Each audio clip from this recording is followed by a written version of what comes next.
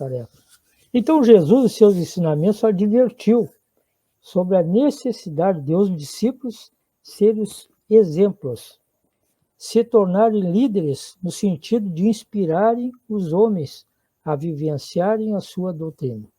Essa advertência serve para todos nós cristãos, especialmente para aqueles que se encontram encarregados de tarefas de direção nas instituições cristãs, se tornando exemplos para os demais. As palavras e atitudes do líder devem servir de inspiração aos demais. Não saia de sua boca nenhuma palavra torpe, e sim unicamente a que for boa para edificação, conforme a necessidade, e assim transmitida a glória. Aos outros, está lá em Efésios 4:29.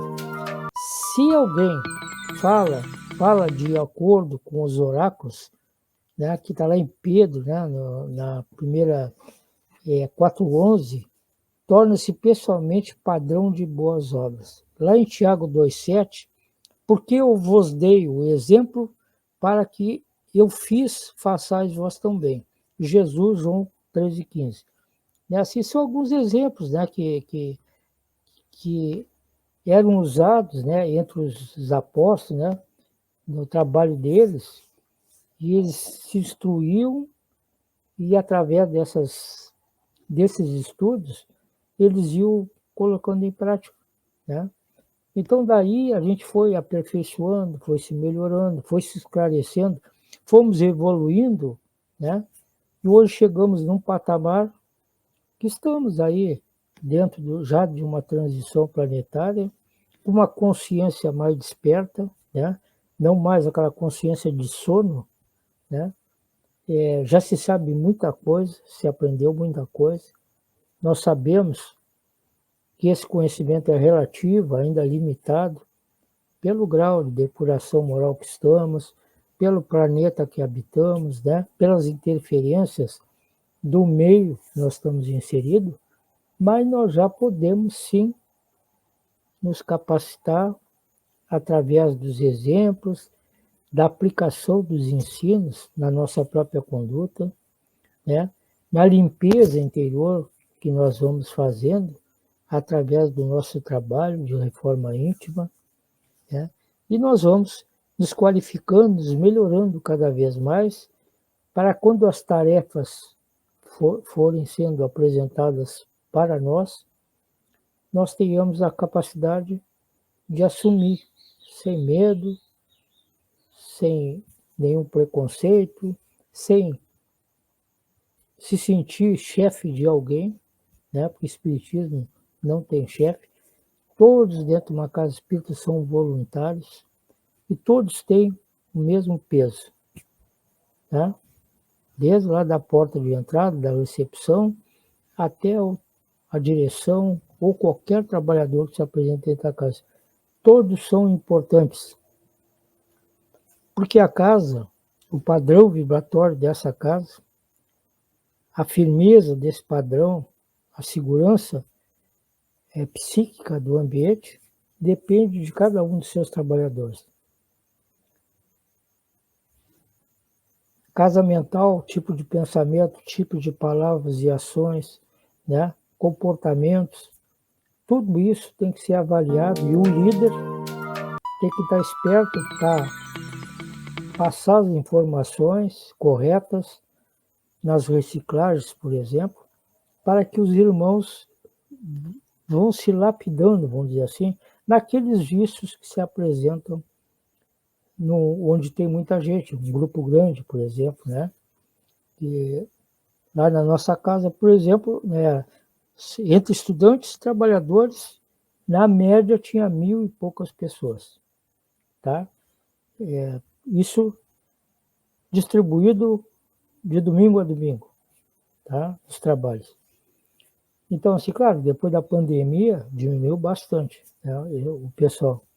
Uns desencarnaram, outros, pela idade, estão afastados, Então, assim, são aquelas consequências naturais da própria vida que vão fazendo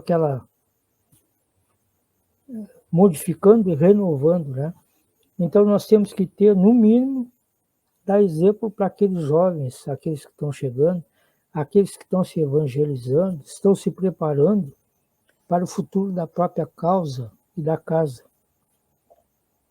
para trabalhar, né? Então, dentro de normas estabelecidas, baseadas nas obras de Kardec, nos seus ensinos, um estudo sólido, que tem uma continuidade, porque ele não para nas obras básicas, ele avança muito mais, né? Se aprofunda muito mais em outras obras que são recomendadas, né? Para nós fazer uma formação mais segura, mais sólida, adquirir mais conhecimento, e pelas experiências que nós vamos recebendo através dos irmãos desencarnados que se comunicam, que trazem mensagens, que dão as suas mensagens nos trabalhos, nos mostrando o quanto ainda nós temos que caminhar, o quanto ainda nós temos que trabalhar, o quanto ainda nós temos que descer do nosso ego, do nosso egoísmo, né? Aquela prepotência que às vezes nós desenvolvemos, né? E muita gente às vezes vê aquela discordância dentro da própria casa que não deveria existir entre irmãos, que já deveria haver a compreensão e a conversa no campo das ideias. Não discussões, não brigas por poder, por cargo, por isso, por aquilo, né?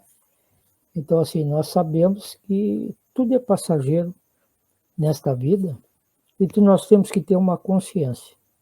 Sempre dar oportunidade, né? Delegar as funções e confiar nessas delegações, né? De funções dentro dos trabalhos e fazer o acompanhamento, né? Através de reciclagens, através de reuniões, né? Quando se encontra algum foco de alguma situação que pode gerar ou pode criar uma situação dentro dos trabalhos, se convoca a reunião com os departamentos correspondentes, seus trabalhadores e dirigentes, e vamos colocar os pingos nos is, né? Então, assim, nós temos que ter a firmeza e a convicção do momento de intervir, de corrigir, né?